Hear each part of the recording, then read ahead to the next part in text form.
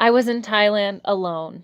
I had been taking buses and buzzing around on little scooters for about a week when, on a lawless highway, I saw a sign for Silk Weaving Village.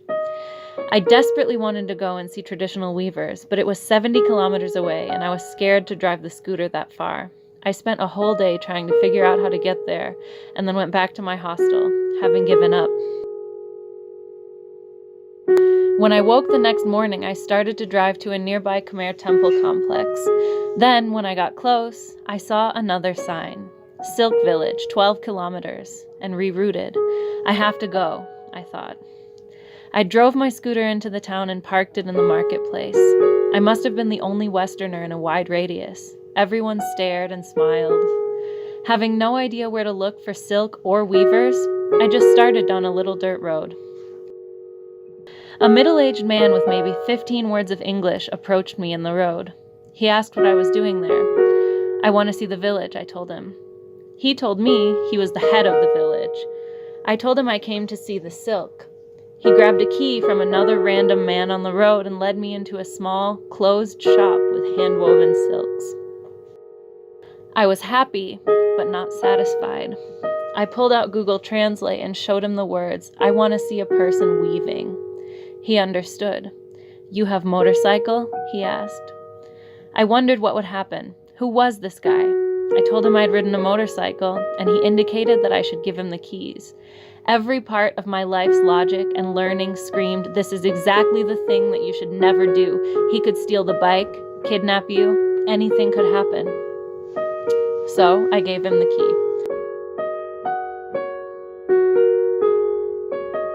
He got on the bike, and so did I. Weaving through the houses on the little dirt roads of the village, I had no idea where he was taking me. Suddenly, we stopped. We got off and walked behind the house. 2 women sat, weaving there. They were friendly with the man.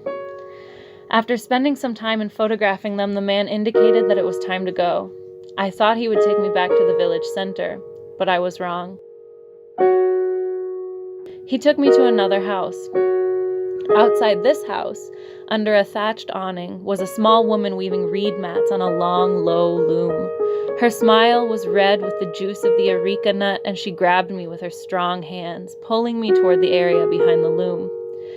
She showed me a pile of fresh reeds, holding them out as if to say, "Look, this is what the mats are made from." She pulled out a knife and showed me how to split the reeds into usable strips, peeling them apart and setting them on a long wooden table to dry. She picked up some of the dried reeds and showed me into the corner of the awning, where there were 2 pits in the ground, one full of a red liquid and the other black. The red one was dye made from the same nut she chewed, and the black, she showed me, was boiled mango leaf.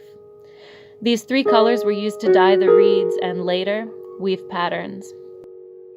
She showed me how to use the loom. I was bigger than her, but clumsier and weaker too. I heaved the wooden parts of the loom back and forth, but couldn't make a tight row. The woman pushed me aside, laughing, and whipped the reeds into place with amazing strength and speed. After the woman and her daughter let me take their photo and invited me to their homestay, it was time to go again. I thought for sure the man would take me back to the village center, but I was wrong. He took me to another house. At this home, several old men and women sat between piles of crude silk thread, pulling freshly woven cocoons out of large cane discs. They showed me how, if you pull at the fiber of the cocoon, you can make a thread. It was at this moment that I learned you can't make silk without boiling the worm alive. They offered me a worm as a snack. I tried to tell them I didn't want the worm, dancing and jumping and making motions, rephrasing the few words I thought would be useful, to no avail. They laughed, thinking I was afraid to try it. I pulled out a sheet of paper a man had made for me a few days earlier. "Do you have anything vegetarian?" it said, in Thai. Then they knew I was a vegetarian. I only ate monk food. They laughed, but didn't offer me another worm. The sun was beginning to sink toward the horizon. It was time to go. I thought for sure this time the man would take me back to the village center, but I was wrong.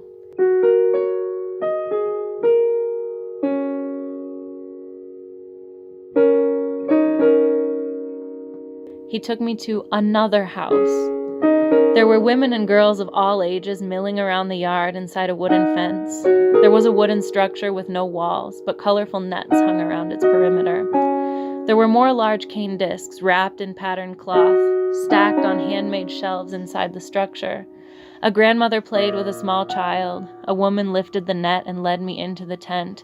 She pulled out a disc and peeled back the fabric. Inside, there were hundreds of tiny silkworms grazing on shredded mulberry leaves.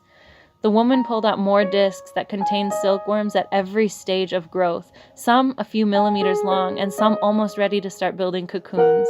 I was amazed, and the man said, for the final time, it was our leaving hour. The grandmother told the little girl to wait, and she held her hand out for my camera. She wanted to see the images I had made of her village. She peered into each and every one, then grabbed my hands, smiling, to send me off. I had gained the elders' approval.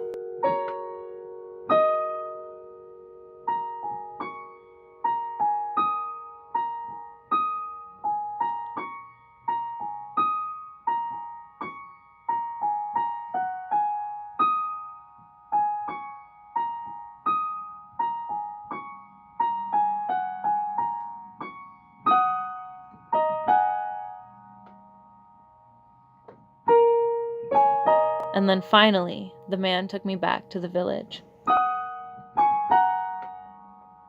I said goodbye and hopped onto the scooter, buzzing off toward Muang Thom, the temple the strong little woman had woven into her mat.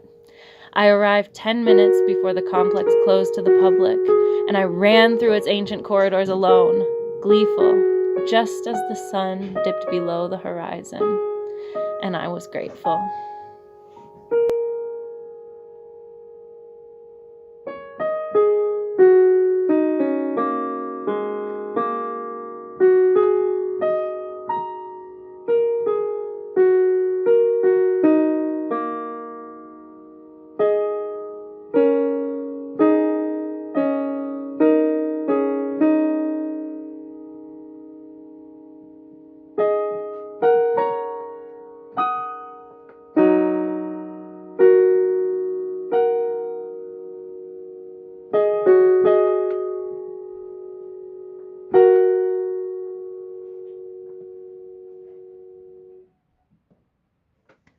Yay! Thank you, Becky.